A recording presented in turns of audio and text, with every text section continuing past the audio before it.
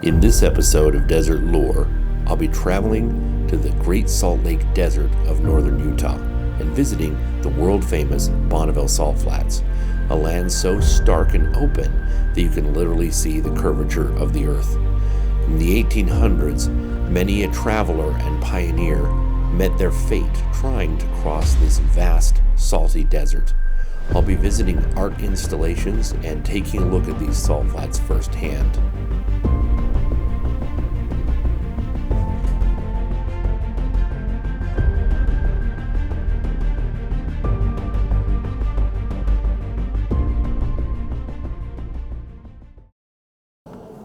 Okay, I'm stopped at a kind of an iconic area.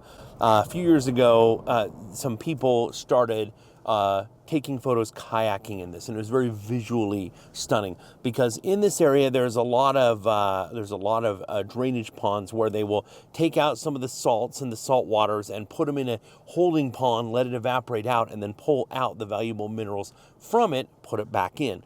But what this does is it results in a lot of really vibrant colors and a lot of interesting bacteria.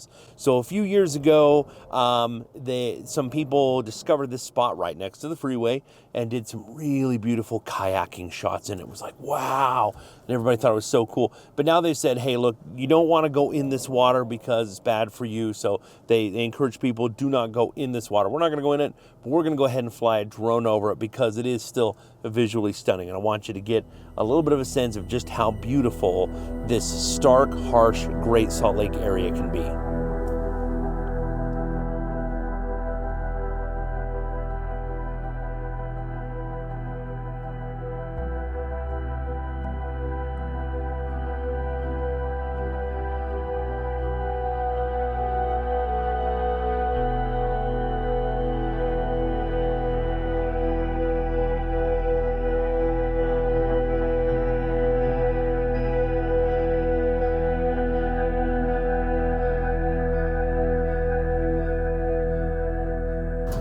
I'm out here at the Tree of Utah, which is an art installation. I believe this was put up in the 1970s. And it's interesting how things change over time. All growing up, it was just an art installation, but then people put a fence up, and now, as you can see, people have put locks all over it and put their own marks as a way, almost like it's a pilgrimage to come out to it. None of this was here when I was a kid. There was just the fallen off pieces and the tree itself. I'll get some drone shots of this so you can see, but it's an ever-changing piece of artwork where you have, again, these pieces that were supposed to have kind of symbolically fallen off, but now people are adding their own bit to it to show they've experienced it. And so again, what you see here is how art has changed, against the starkness of this vast open desert in this straightaway, and we're almost to the salt flats. Then this is very much something that stands out. It's a wayfarer. And now, since they have put this fence around it to guard it, then people have started to leave their mark, all different kinds of things.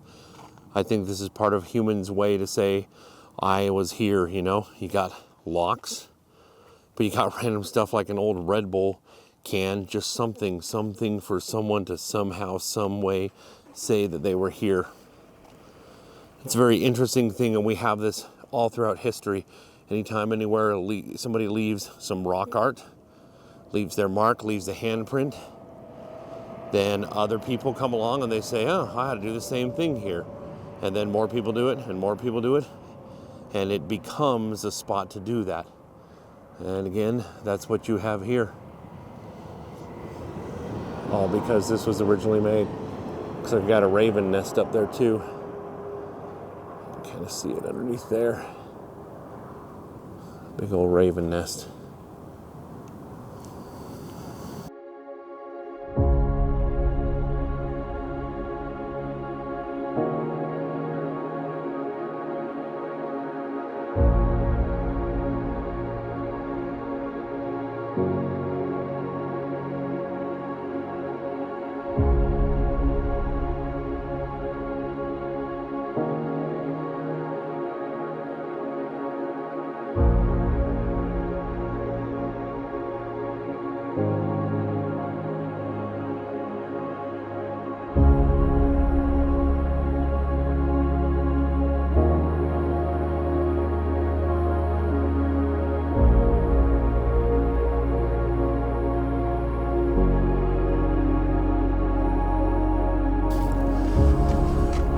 right now I'm out here near the salt flats, and where I'm at, there's an amazing phenomenon going on right behind me. It's what we call the floating islands. So we have two sort of meteorological phenomenon that can occur out here. One is something most people have heard of, that's called a mirage. The other one, fewer people have heard of, it's called a fata morgana, named after Morgan Le Fay of famed Arthurian legend. So one of these, it's hot air above, cold air below, and the other one's the exact opposite. One will make it look like there's water below, the other will make objects rise up. And you'll have, like, again, the Fata Morgana is named after Morgan Le Fay, this magical island of Arthurian legend that would just appear out of the water. And there is a place in kind of near Greece, off where this island just appears. There's these tiny little rocks, and under certain conditions like this, they just rise up and look like these big old huge islands. It's a really neat phenomenon that can happen, and it's not very hot right now. It's only in the 50s, so I'll do some close-up shots, but we've been looking all out here. We've been seeing shots where we've got all kinds of things. We've had, you know, it looks like there's semi-trucks floating along and all kinds of things. So it's really a neat phenomenon, and it's cool to see it out here. And again, even better when it gets hotter. But right now, this is a good temperature, and you can still see some of these floating islands.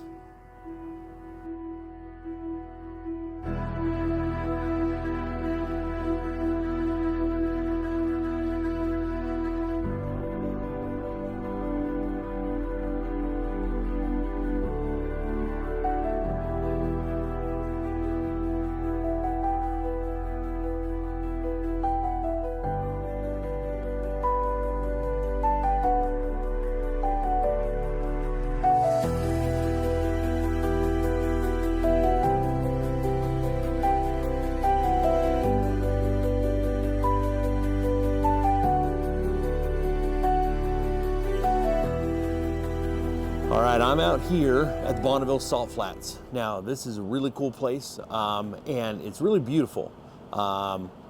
It's very stark, and it's just a bunch of salt.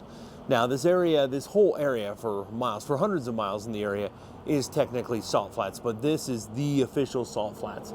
Now, this time of year, there's been a lot of water, and so it's not as fancy looking as it will maybe in another month. In another month, it's all going to dry out, and right now you see these kind of these little cones, these crystals everywhere, and that's the water seeping up to the surface and evaporating out. Now, the reason why there's salt here is because there used to be a freshwater lake. There was an ancient Lake Bonneville here that was from 1 million years ago till about 10,000 years ago. It emptied out. It was a freshwater lake, but it doesn't have a natural empty to the ocean. It did when a natural barrier broke in Idaho called Red Rock Pass, flooded it, made it to the Snake River, and eventually to the Columbia River, and eventually to the ocean. But it dropped down to where now it's a playa lake, which means it's a lake that goes nowhere. So all the water from the mountains comes here and evaporates out. Any salt coming down from the mountains is just going to build up, build up, build up. It has nowhere to go because the water evaporates out, but the salt doesn't. And so it gets saltier and saltier and saltier. This is where we get the Great Salt Lake, and this is also where we get these beautiful Bonneville Salt Flats. Now, to the north of us, there's also a section where they do the Bonneville Raceway, where the fastest cars on Earth are raced on these open salt flats, jet cars, rocket cars, things like that. It's really an amazing thing they do out here. But this whole area, again, can fluctuate wildly. There can be water over covering these salt flats at times. Right now it's kind of mushy just under the surface, which is why all above there's these dark patches. But again, in another 3 weeks, a month, this is going to be just glistening white, vibrant crystals everywhere, and really kind of stoic. One of the things that they say about this area is they say this is the only place on Earth that you can see the curvature of the Earth. It's so flat. Well, first of all, there's a lot of places like that all over the Earth. There's some in South America, and they say the same thing. This is the only place on the planet where you can see the curvature of the Earth. There's a lot of places that are that flat that you can see it, but also our eyes have a little bit of a fisheye to them. So if you get just any broad enough area, you're going to be able to see it. But it is pretty impressive. Start to see some concentric patterns. You see these lines where it's cracking. Hopefully you can see this. It's so bright that I really can't see. This is really slushy right now, and what's going to happen is the water is going to seep up through these crack lines, and in maybe another 3 weeks this will just be vibrant, bright, shiny white, and all these crack lines will be way more pronounced, and you won't have sort of that grayish underneath. That's just the water seeping through from recent precipitation.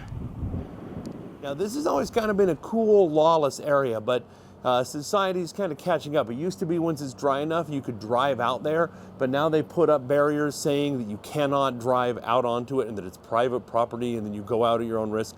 Used to be every year you get a few cars stuck out there, which is always kind of funny because it looks salty on the surface, but if you don't know how to read the conditions, you can get stuck out there, and that's a big problem. So now they've done away with that and made barriers so you can't drive out there, which is kind of unfortunate.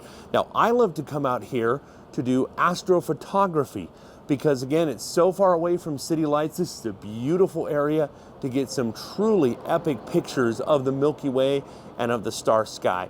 And I'll go ahead and share some of those on here. But again, the further you get away from city lights, the better you get a night sky and the better that you can see, again, just how glorious the heavens are. So anyways, that's the Bonneville Salt Flats. It's pretty unique. Well, I hope you enjoyed this quick little trip out to the Great Salt Lake Desert and the Bonneville Salt Flats. And always remember, life is a gift. So never stop learning and never stop exploring. We'll see you next time.